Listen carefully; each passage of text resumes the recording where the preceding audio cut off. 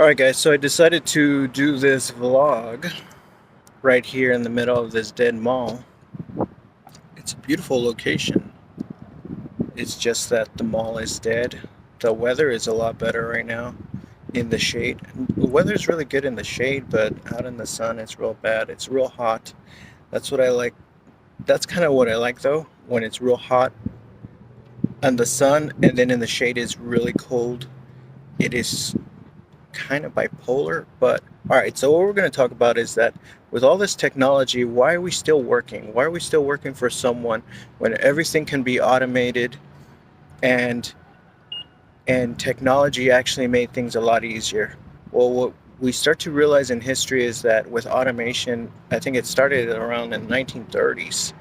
Automation and technology started flourishing from there. From that time, the 1930s, we started to discover almost everything. Everything that we use right now, we discovered in the 1930s.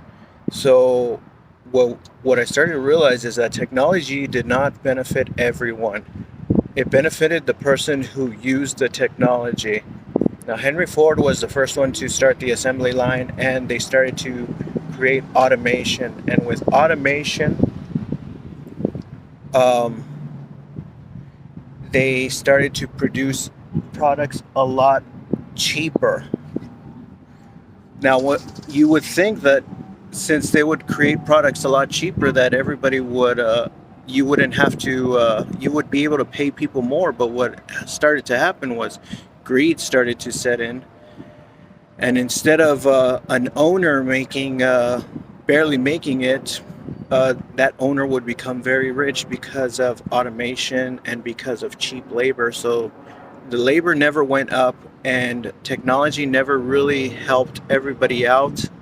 Um, Basically, what it is that whoever controls the technology, that's the person that's going to have the money.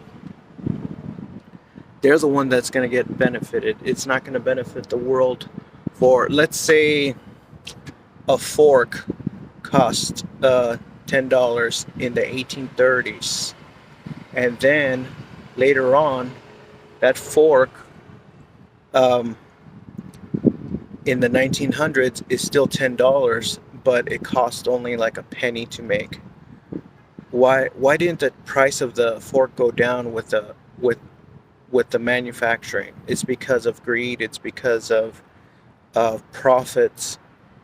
And if you think about it, most of the things that we consume are very cheaply made.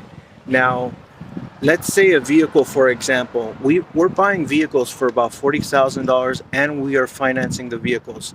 But it probably costs around $2,000 to $3,000 to make a brand new vehicle.